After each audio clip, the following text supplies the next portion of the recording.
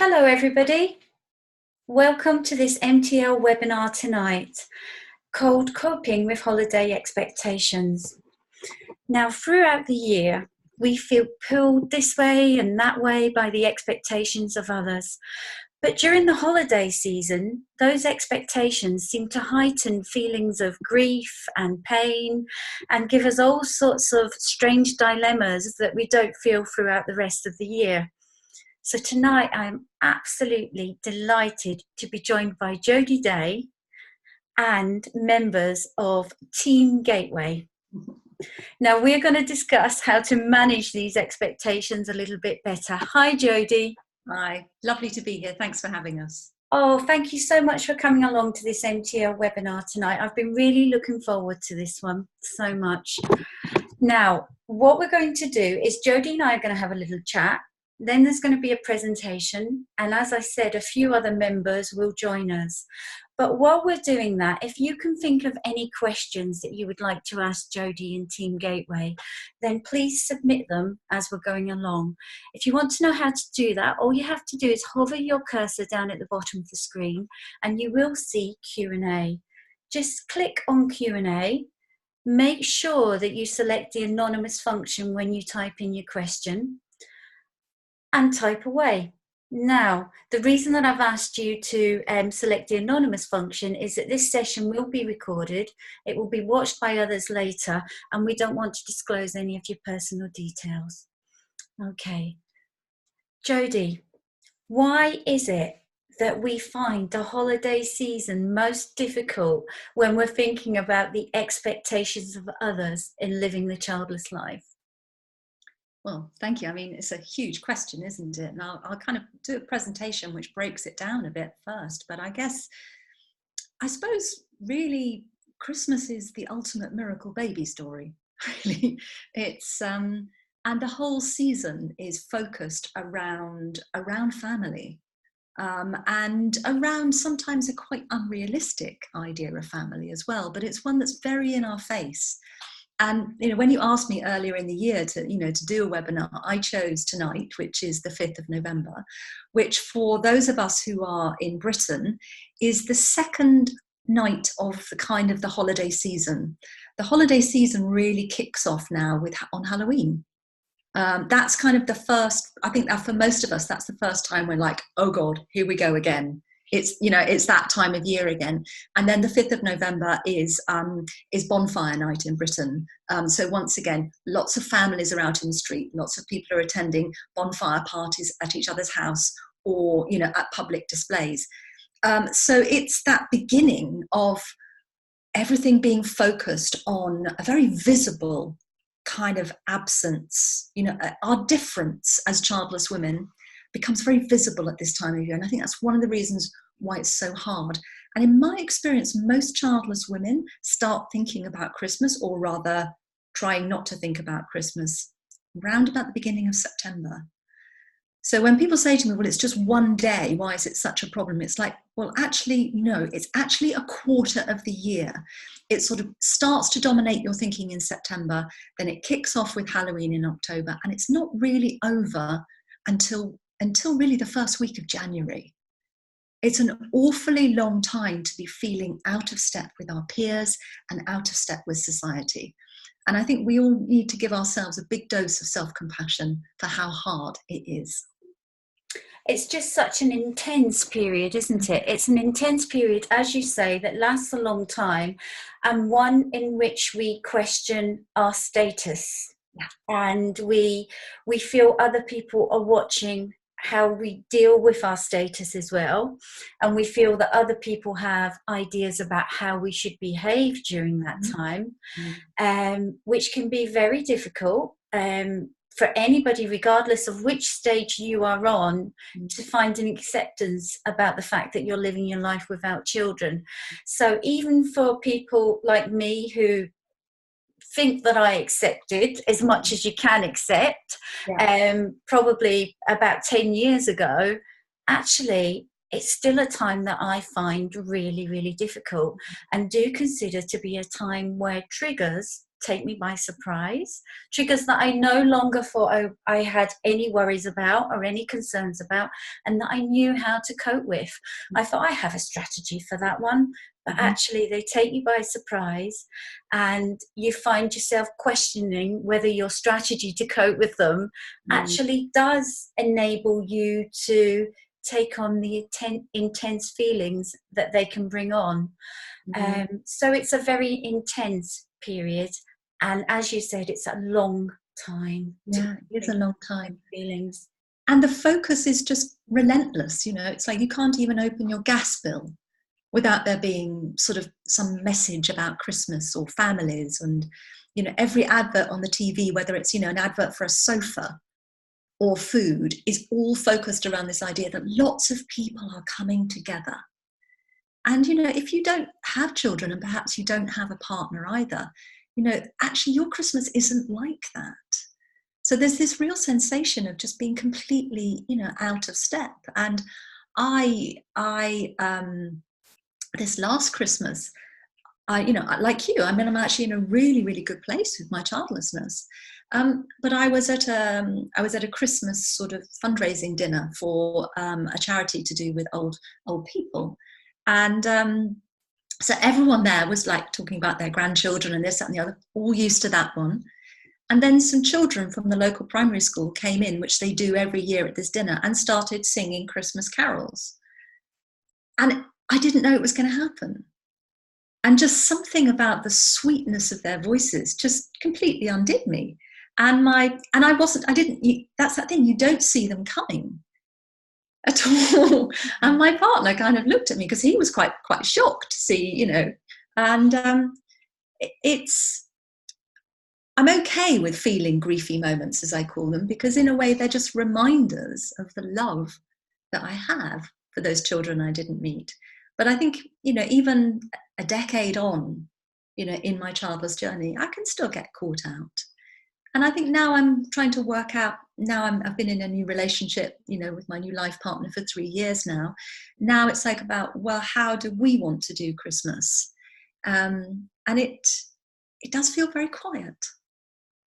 Yeah, like, how noisy do I want it to be? And actually, I don't really want a noisy Christmas, but I'm not sure I'm quite happy with a quiet one either. You made a really interesting point there about the power of television and adverts, and they so often depict this magical time for children. And you always imagine yourself that had you been a mother, you would have created the best Christmas ever and the most magical Christmas.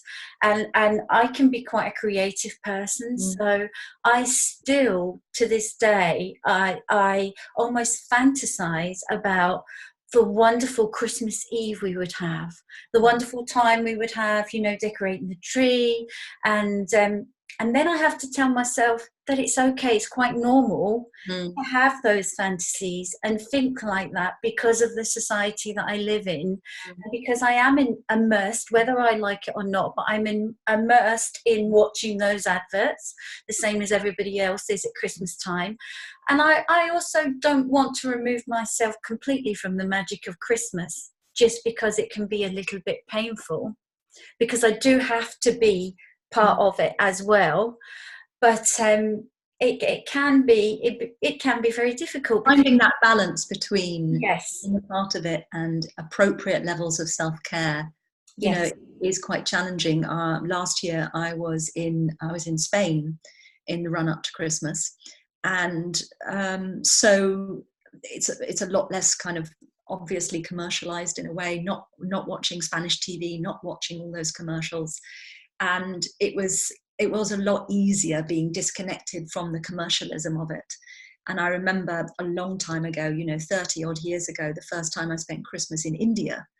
And, this old lady who sold fruit on the beach, walking down the beach with a basket on her head on Christmas morning, selling me, my pineapples and things. And she said, "Oh, today is your festival day, isn't it?" And it was the first time, it kind of just that moment of putting it into context that, within the Hindu calendar, this is just another festival day. They have so many festivals. And this is all the tourists' festival day. And it just kind of cut it down to size a little bit. And I thought, yeah, this is just our festival day. And that was the beginning, I think, of, realizing that Christmas doesn't have to be such a huge thing in my mind, even if it's a huge thing in the culture. And I think we'll talk a bit more about expectations in the presentation I'm going to do, because it's so rich, the stuff I've got to prepare. I don't want to talk too much about it now. Okay. So, do you want to start your presentation, Jody? I will, because time's just going to whiz by. Yeah, absolutely. And we want to try and get some questions in at the end as well. So let me just see where it is. It might be there. So do you have my presentation? Yes, I can see your presentation. I'm just going to see if I can make it full screen, so there's less. Does that look good? Yes, that looks wonderful. We can all see it beautifully. Okay, so well, those of you who know me know that I'm very serious, but also I also try to bring some humor into life and into our work, dealing with the situation of childlessness. So I start with an adaptation of a very famous painting by Munch. So what I wanted to introduce you to on this webinar is a model which I created, which is called the perfect storm. Now, the perfect storm is made up of 4 winds.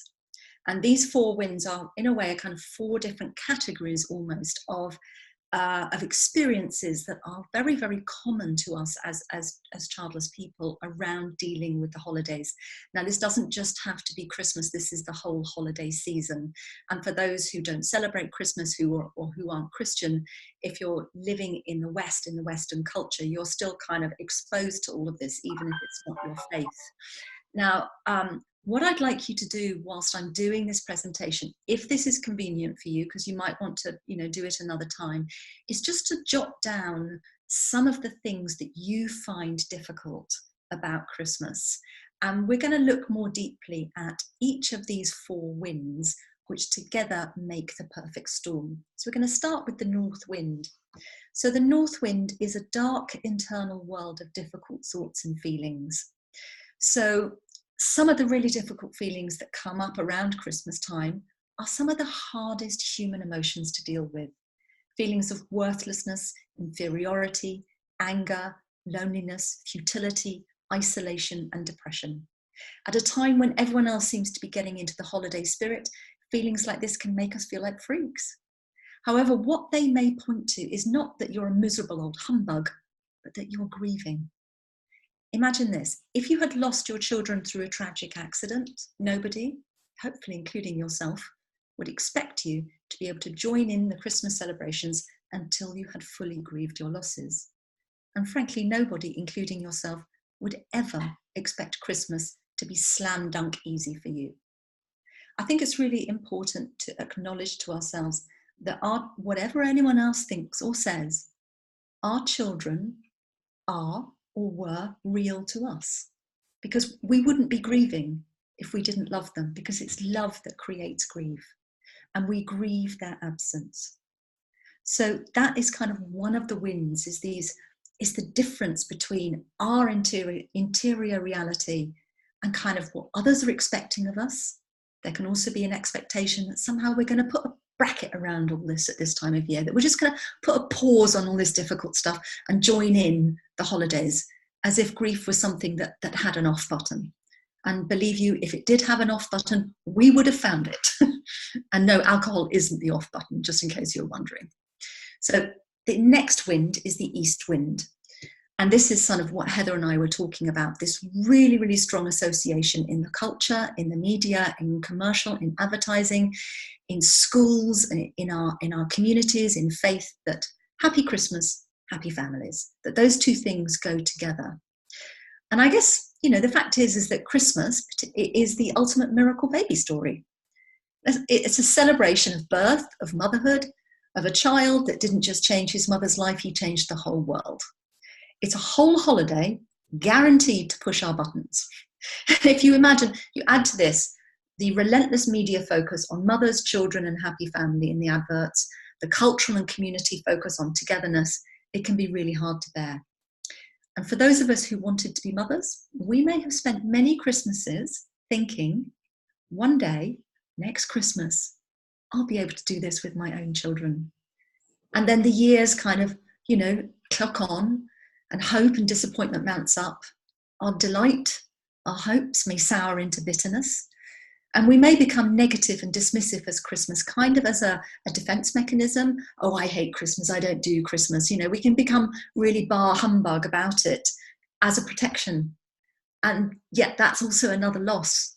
Like Heather was saying, she still wants to feel part of Christmas and the enjoyment that she gets from it. So we lose that part of ourselves as well, the part who used to love and enjoy Christmas.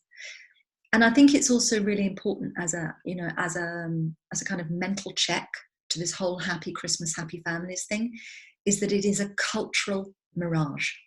It's actually a really difficult time of year for people with families too. Often it's not straight, this happy family thing really messes with everyone's head, but it's projected large on every screen to make everyone feel they've got something to live up to and to buy into. It's often about, buying things commercially. The happy families thing is a great way to trigger people into buying stuff. So we can choose to see past that if we want to. And just as another point, January the 2nd is famously the biggest day in the divorce lawyer's calendar. So the idea that everyone else is coupled up and having a great Christmas and with their families, it's a really tough time of year for everyone. However, one of the annoying things is that you probably will read articles in the media about Christmas being stressful for families. You won't read anything about it being stressful for us. It drives me nuts. So the next wind is the south wind. And this is dealing with other people's opinions and comments. So this is really like the expectations and behavior of others. And I think, although mothers and others rarely mean to hurt our feelings or insult our intelligence, they often manage to do so anyway. At Christmas, when many may be walking on eggshells around the subject of our childlessness, the opportunities for awkwardness and upset are magnified. I don't know what it is, but when people are trying their best sort of to do their best around us, it often has the opposite effect. So we're all fairly used to the have you thought of adoption, IVF, doing it on your own, just relaxing, internet dating, or whatever this year's latest suggestion is. But so a really good tactic is to have your answers ready. That's good for all times of the year. But additionally at Christmas, we may also have to deal with like the lecherous uncle who nudges you and says your turn soon. Or maybe, your family being really unhelpful by suggesting that perhaps we sleep in the outhouse or on the sofa so that our siblings' children can sleep in our bed. There's this often there's this devaluing of us as a member of the family because we don't have kids. And then people are surprised when we're upset. They're like, oh, she's being very sensitive. It's like, no, she just really hurt my feelings. So then you can add to this the assumptions made by our peers who are stressed out, who've got kids, that somehow our experience of Christmas, as childless people, our experience of life is actually just a breeze, that it's really relaxing, that we have loads of time and money. Or even that it's best not to leave us with the kids because we're not used to them. There's so many, it's like there's so much unexploded ordnance scattered around the house of most family Christmases. And the final of the four winds is the west wind, which says dealing with other people's comments, but that's me because it should have said something else. It's actually high pressure family celebrations. So I think certainly in the Gateway Women Online community and, for the last many, many years, really at Christmas time, which is from September onwards, people start asking about how they're kind of going to cope at celebrations, at Christmas, what they're going to do. And I think the thing that brings up the most anxiety is the prospect of attending our family celebration as the childless one. It's just such an incredibly public display of our difference. And it's really common, and don't beat yourself up about this, to build ourselves up into quite a frenzy of anticipation of how this will appear and how we'll feel on the day. If we're single and childless, the only roles open to us seem to be, either to be like the cautionary tale for other people, like how not to screw up your life. Great, thank you very much. or, you know, completely forgetting all the other things you've done with your life, or the fun aunt. It's, you know, and you may not be feeling like either of those. It's a day when we might have to watch our siblings, you know, enjoying and struggling with parenthood, and we're kind of left out of that. You know, oh, you wouldn't understand, you're not a mother, that kind of classic comment. There can be the real pangs of seeing the sadness in our parents' eyes that we, you know, we don't have children for them to have grandchildren. You know, it's not uncommon in families now for you know, in smaller families, for none of the children to have children, you know. And then others dread the casual denigration that you get, like being given the worst seat at the table, or being expected to do all the chores so that the parents can have a rest. And then you add, you know, alcohol, the usual family buttons and arguments, rich food, not enough sleep, strange beds, being away from home, you know, hangovers, constipation, boredom, overheated, you know, all the things that happen. And it's hardly surprising that Christmas starts to feel more like a swear word than a celebration. Now, I just think when you add all of those things together, is it really so surprising that Christmas is the perfect storm for us? And that's why at Gateway Women, what we have we have our hashtag, which has been going for a few years now, which is hashtag Reclaim Christmas. And what we do is we think about using this model, the perfect storm model, to think about how are, you know, the things we find difficult, where they fit in the model.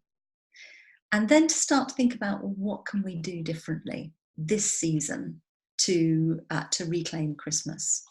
So at this point, so my last slide is that. So I'd say, let's reclaim Christmas. That's my motto, because Christmas is for everyone, not just for children. And can I just remind everyone that Jesus was actually childless? So it really is a holiday for us as well. So I shall stop sharing my presentation. And it'd be lovely to invite Team Gateway, as Heather called it, Elizabeth, Karen and Lauren, to join the call. And there they are, thank you. Well, while they're coming back in, Jody, another thing that occurred to me was quite often expectations from work colleagues. Oh, yes. At Christmas time, for you to take on more of the burden at work in order for them to have their really? Yes. Happy family. Yes. Yeah, never heard that one, but that whole thing about, I mean, by that's a joke, that the whole issues around childlessness in the workplace, that is one of the biggest bugbears.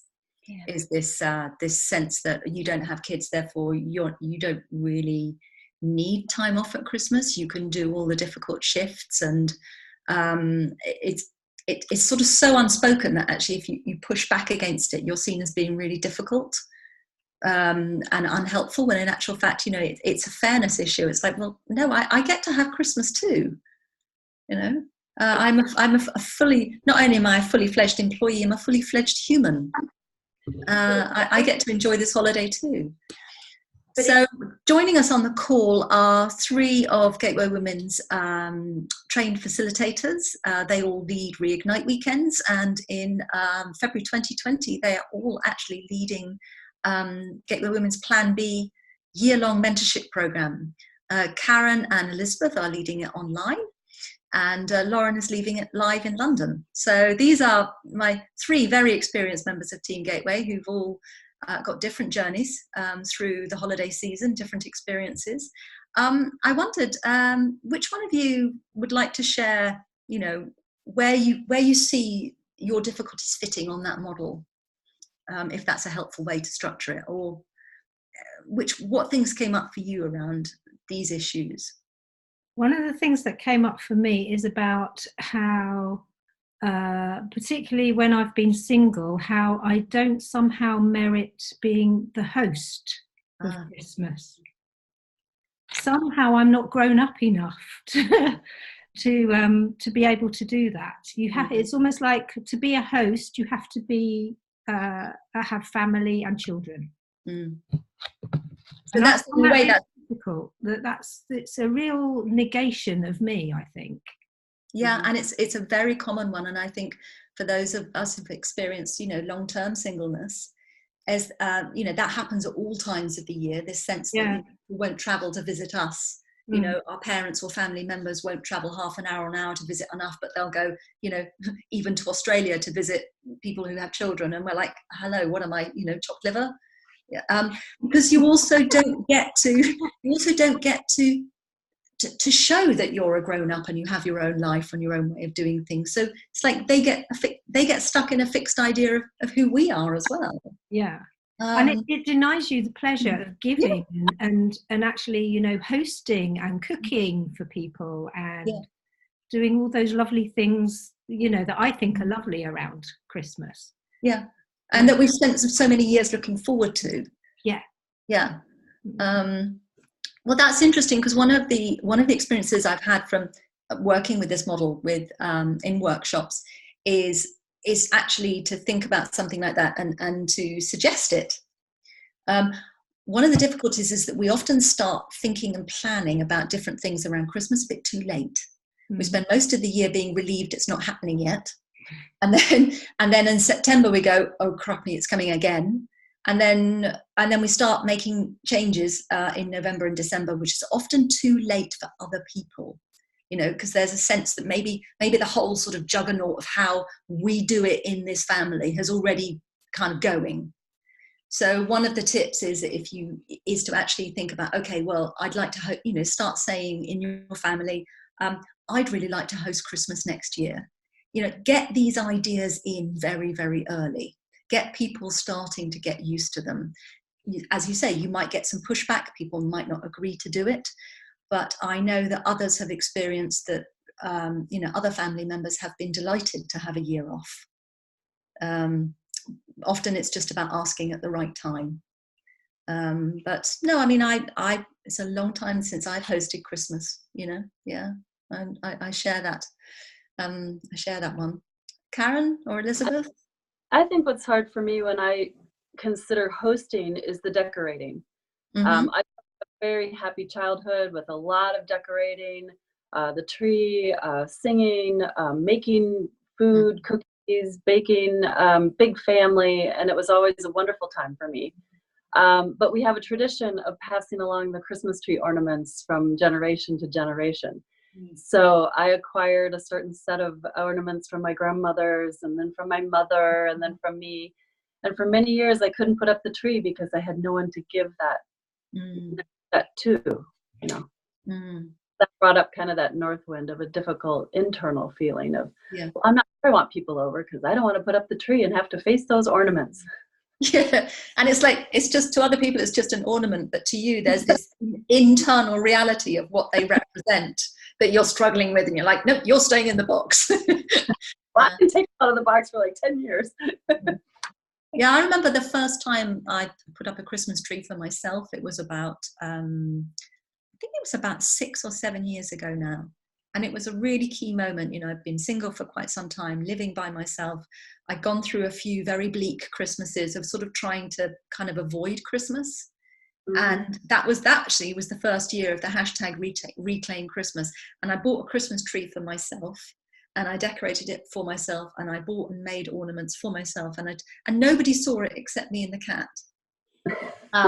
And quite a few gateway women, because I photographed it and put it on my Christmas card.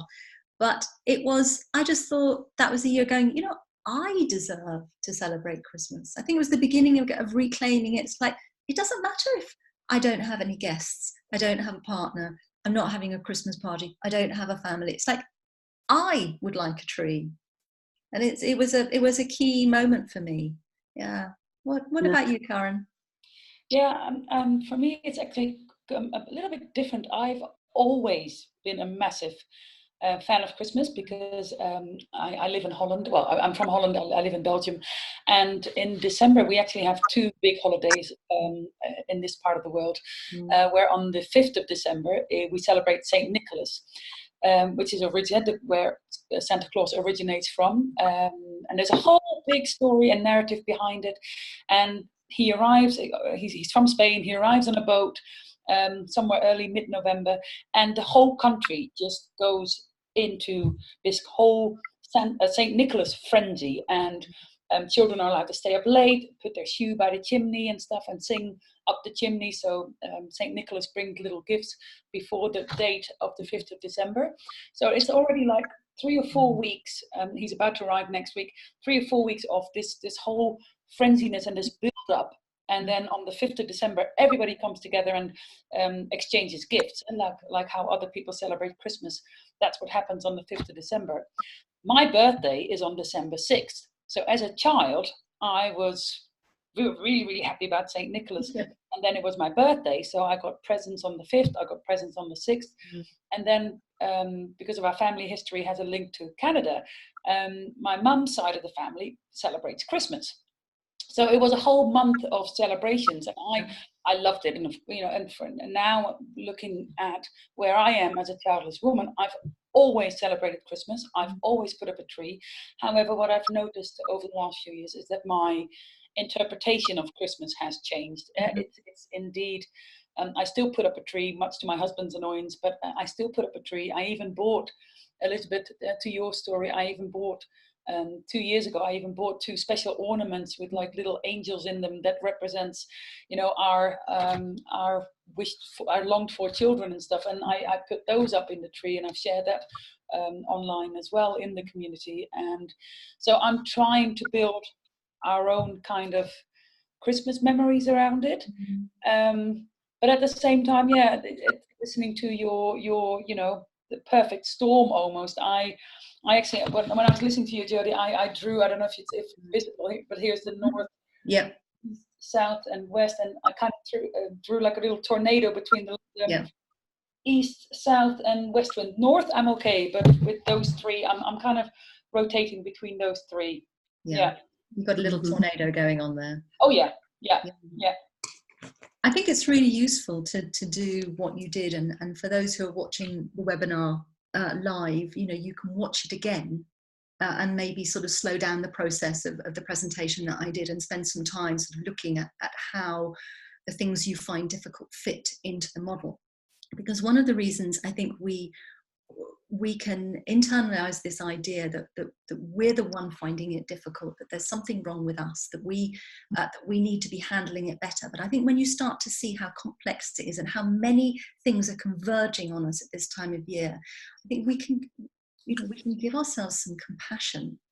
I think if we looked at someone else who was experiencing this, we would probably go, gosh, this must be a really tough time of year for you. What can I do to help you get through this time of year? Yeah, and we need to show ourselves some of that compassion. And it might be that actually you want to pass on Christmas this year, and you need to maybe be, talk to your partner, talk to your friends, talk to whoever you need to, to maybe take a pass on it. I took a pass on a few. I went to a Buddhist retreat one year, as you've heard. I went, I've been to India, and it wasn't, I knew when I was ready to re-engage with Christmas. I went to stay with my, my nieces, my 4 nieces, and I actually, who live in a big old country house, and it's a proper sort of almost Victorian English family Christmas. And but I needed to take a break until I could do that, because it's so hard to take your sadness with you into a place where everyone's expecting you to be happy. It's absolutely, it's like the cognitive dissonance between your interior feelings and what you're sort of the face you're expected to put on can be just absolutely draining. I mean, one of the things I would recommend is, if you are really struggling this year, is probably one of the most useful things I can mention is plan your exit routes. Never go to anything without having a really good exit plan. If anything, I still actually prefer to have an exit plan that gets me out of things early while I'm still enjoying them. I'd rather leave feeling great and wishing I could stay longer than like 3 hours later when I'm I'm really struggling and I wished I'd left. So if you kind of signal that quite early, so nobody is surprised, and engineer it. Find something else you've got to go to. Find an obligation. Say you've got to get home to pick up the dog. If you haven't got a dog, get a dog. It's like really, really, be creative about thinking, what am I going to need? How much time could I tolerate? After the Christmas lunch and things like that, do things like, suggest the walk, get out of the house. And, Christmas parties, anything where you're expected to show up a little bit late, leave a little bit early. If you have someone to go with you who knows you really well, you can even have a special signal, preferably not, just a little thing that goes, I really need to go now. And factor in self-care. What do you need to recover after something like that? Who do you need to spend time with? It might be a box set of Game of Thrones. It might be a really good friend. It might be a pet. It might be spending time at a Gateway Women meetup or in the online community or at a More to Life meetup, somewhere where you'll find connection. But it's really having a plan is crucial. What do you think, Heather? What kind of plans do you think about plans? Well, while you were talking there, what came to mind for me that I guess I've only started to recognise in probably the last 5 years or so is that once Christmas is all over, I find myself having a few days of feeling quite sad for the children that I never had. And I find myself looking back at the celebrations and thinking, I'm never going to have that. However, this is the start of a new year. What else can I think about to give myself that positive feeling again, to get my mojo back and to feel good about the coming year? So what actually happens, I find, is I have a few days where I let myself sort of feel sorry for myself and I participate in some self-care. And then I say to myself, that has actually enabled me to think positively for the rest of the year now. It's almost as if I need to accept that Christmas can be a difficult time and that it's past and that my life isn't the way I expected it to be. And it isn't like most of my sisters and, it's completely different. However, I've got a life to live and there are lots of things I want to do this year. So it's a strange mixture for me after Christmas of grief and positivity. I think that's a brilliant noticing, because actually it's the grief that gives us the positivity. People worry about grief. They think it's something to be avoided, but grief is actually the emotional and physiological emotion that enables us to actually process loss. And something I've found, and many women find, is it's often when things get quiet that our grief surfaces. So often we can be absolutely maxed out at work and we're really looking forward to a quiet weekend or a week off or a holiday, and we have that space and bam, like grief comes up and we're like, really now? But staying really busy is a way to suppress grief, which is often why a lot of childless women can tip into workaholism. We have to be quite careful of that, because busyness is a great kind of grief defense. So then we stop, and the grief comes in. But the grief is there to help us deal with the loss. I too find the very liminal, in-betweeny space between Christmas and New Year quite challenging. In the olden days, I used to set myself up to fail by having a huge to-do list of things that I was going to get done in that time, which might be work related, or they might be, house related or self-care related or whatever. I now don't have those. I now kind of leave that space quite empty, which is quite challenging, and accept that possibly stuff will arise, like it does with you during that time, because also things go really quiet. It's super tough if you're single, that space, because people who are in couples kind of disappear. Maybe they go off to see extended members of the family in other parts of the country. Maybe they hunker down into their couple unit, but and everything else is sort of shut. It can be a really, really tough time, which is, it's a very busy time in the Gateway Women community. But I think preparing for that, thinking, okay, this is often my tricky time. How can I support myself in that, rather than being taken by surprise by it, or judging ourselves for it? Yeah. Yeah, and I'd like to add to that, also to Heather's comment about and how you look at to make like almost a list of positive things that you want to do for the new year. I think it's very fitting also with the time of year, the quiet time between Christmas and New Year's. It is indeed for me. I always look at a time so where I have my big mental clear out almost, where I really go, okay, what has happened this year? I read through my journals of the past year. I look at my list of positive things or dreams that I wrote down for the year that's ending, and say, okay, so where am I now? How am I compared to where I was at this time last year? So I think it's very fitting to the time of year as well, to really also to allow yourself to take stock, and to really look into yourself, and say, okay, what is it that I do want to change? What do I want to take with me? What do I want to leave behind?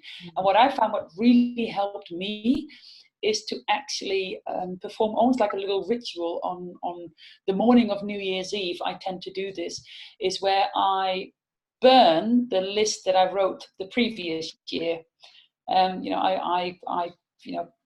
I get dressed, I make the house all snug and warm, and I pour myself a nice cup of tea, and I read through that list. I do my quiet time, and then I burn it ritually, and then it's just scatter the ashes either in the wind or just put them in the bin wherever I want to put them. But it really helps me to really close off that, the previous year, and then really start with a clean slate for the new year. And I've been doing that for now nearly 3 years, and it really helps me to look at the new year through like almost with fresh eyes. That's lovely. I mean, I think that's a beautiful way to mark. I mean, rituals are so important, and we use a lot of rituals in the work we do at Gateway Women, because they're so important. It's about making visible, something intangible, like what Karen did with, putting Christmas tree ornaments on her tree that represent her children. For example, you can buy presents for your unborn children and put them under the tree. And there's lots of ways you can make that absence a presence in a way that is a way to really honor your loss. Only you need to know what it's about if necessary, but it can be really poignant and powerful to go, actually, my grief and my love is present at this tree. And maybe the baubles might be perhaps a less public way to do it than a gift under the tree if you're in if it's not your own tree, but it's beautiful. I don't actually make to-do lists or sort of New Year resolutions anymore. I've kind of not given them up. I've sort of given myself a break from them, but it's still a deeply reflective time for me, and I think it's lovely what you do, Karen. Do you have Elizabeth or Lauren? Do you have a way of marking that time of year? We actually did the same thing that Karen did. We bought, of course, for our unborn children after we finished the Online Bee 2017. That was a new ritual that we have. And it made a huge difference. It's just my husband and I know that that's our children right there on that ornament in that tree. I have put up the tree the last few years, and we have intentionally hosted Christmas. Christmas Eve. We keep Christmas Day to and we do keep that quiet time between Christmas and New Year's as well. We don't schedule anything, we don't work, and we just allow that space to help us. Yeah, I think allowing that space is crucial. Now I'm just aware of the time, and I'm wondering if we have any questions coming in, Heather. I can see we have 2. So, love that. We'll try not to scream is a comment that somebody has made. Okay, but we do have a question. Joking aside, whilst a commercialisation of Christmas could indeed make us scream, I'm wondering what are the best ways of feeling that we can be content if we do spend the actual day alone? And then there's a little bit further comment there. Although I have been invited by friends to their family Christmas, they have children.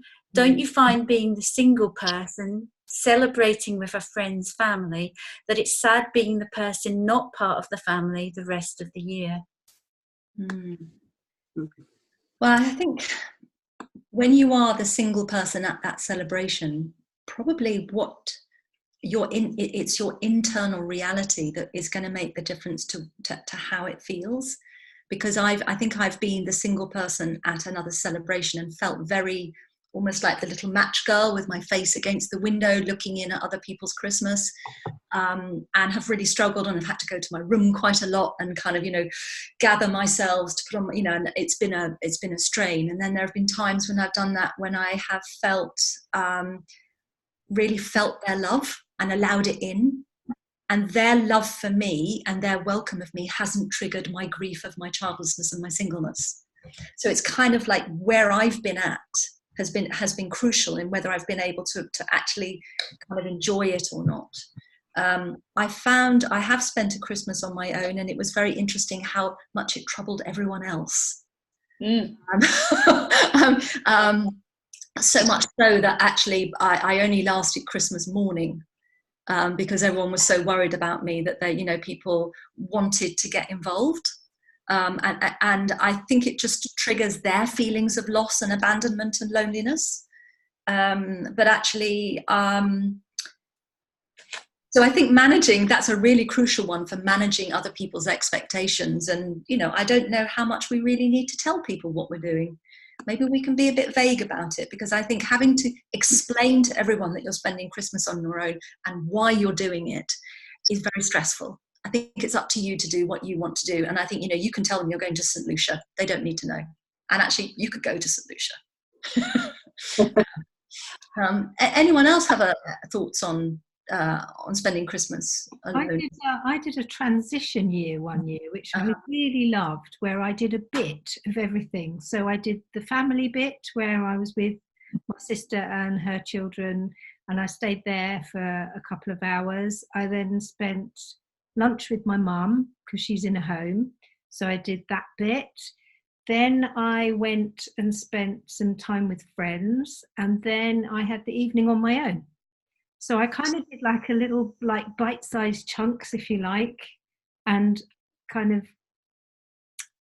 demarcated the day in that way. And it worked really well, really well, because then no one asks you, why you're going to be on your own all day. You do get some me time. And the whole day for me was all about self-care and just managing them, managing me. And by managing them, I kind of got to do the self-care bit. I love that. And that kind of arriving late and leaving early. It's like, I'm just here for a couple of hours. Yes. And then I have some decompression time. Yeah. Yeah. And I can imagine, it looks like a film. It sounds like a Richard Curtis film that day. But it was very fluid, and it was lovely, because I knew that I wasn't going to be spending a long time in any one place. Yeah. So I knew that I was going to spend the evening all by myself, where I could sit on the sofa eating crisps and Christmas cake, or do what the hell I liked. Yeah. One thing I just wanted to say about spending Christmas alone is there's a lot of people will suggest to you that you go and volunteer.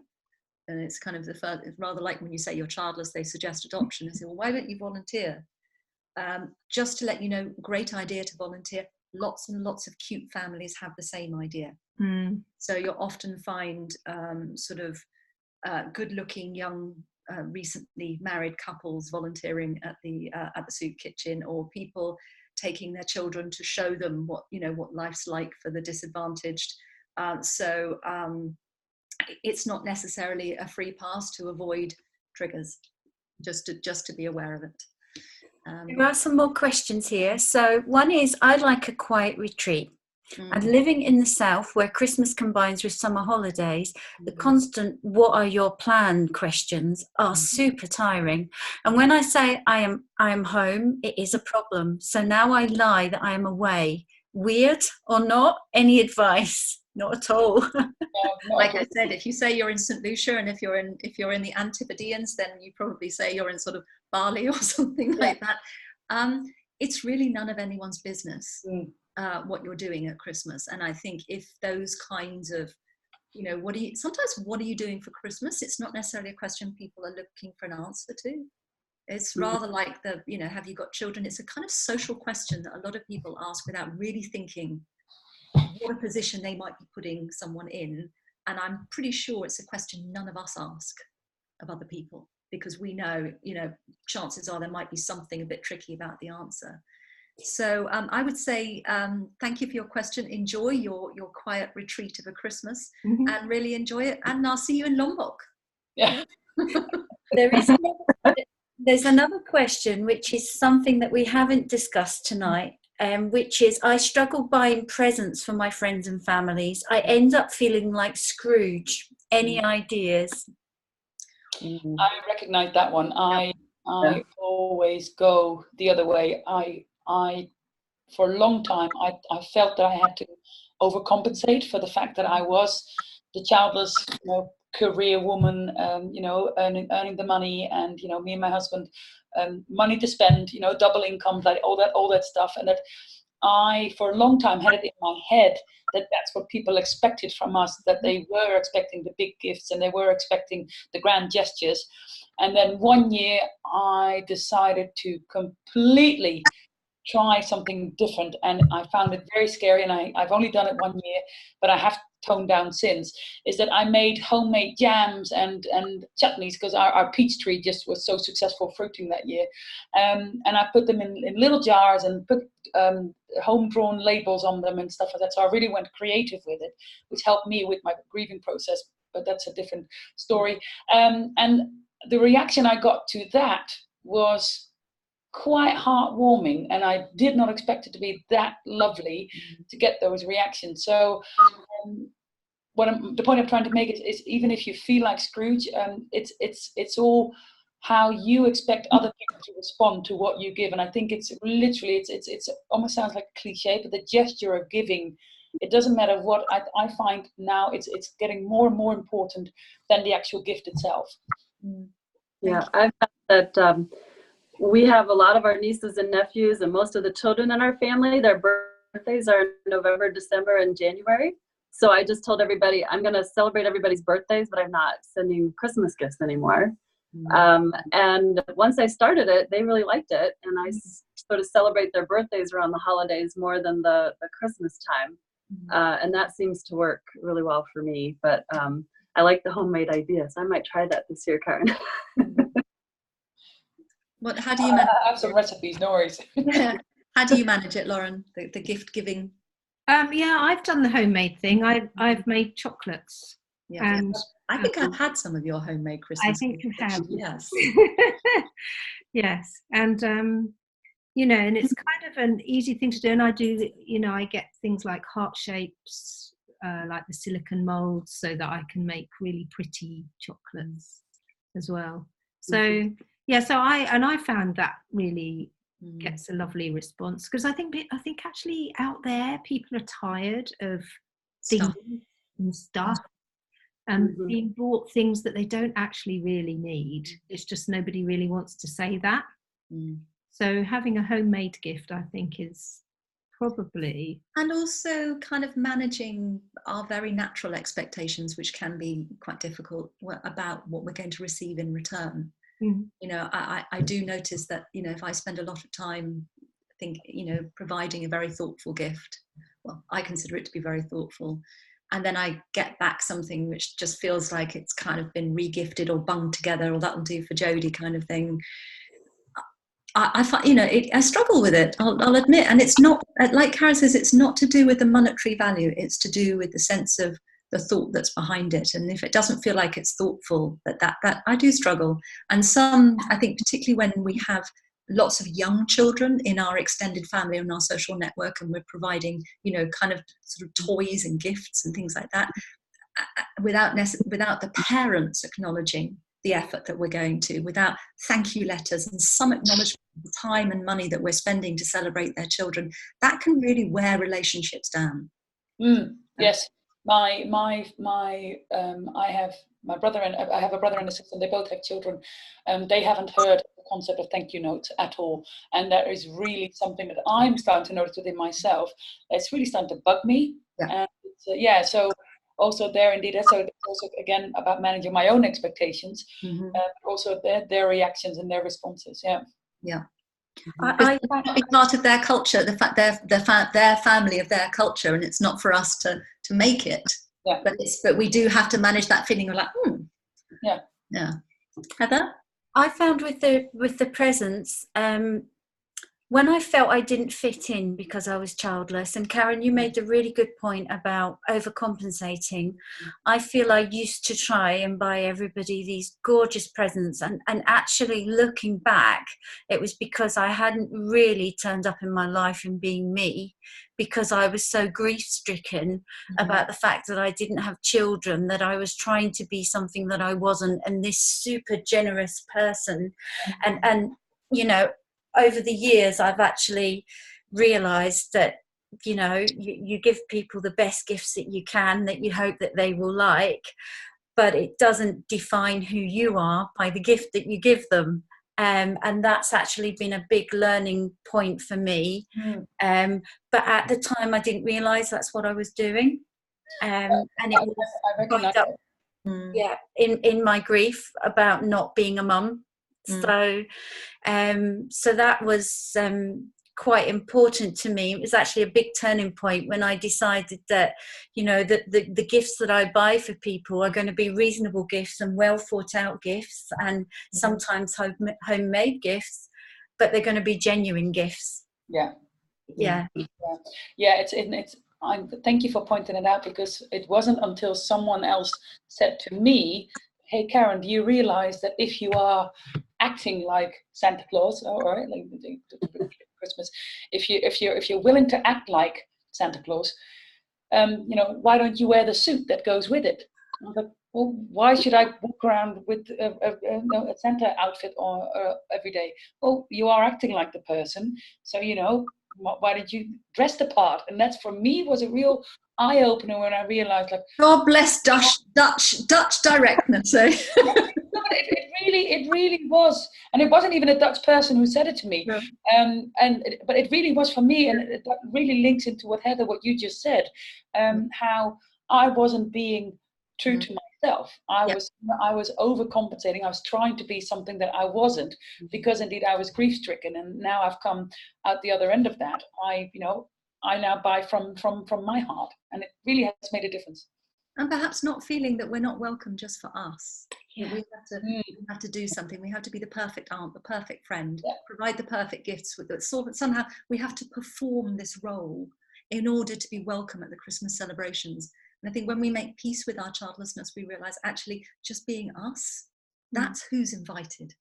Yeah. We are invited. And Jody, I hate to do this because we have had the most wonderful, frank, open and honest discussions here, wonderful questions submitted, but I do actually think we are coming to the end of this webinar now. So before we go, I do want to say thank you to Karen, Elizabeth, Lauren, and of course Jody for putting this all together tonight and that wonderful presentation. And I am actually going to go back through this. I'm going to watch the recording, which will be available in about 2 weeks' time. But I am actually going to look back at your slides, and I'm going to think about the perfect story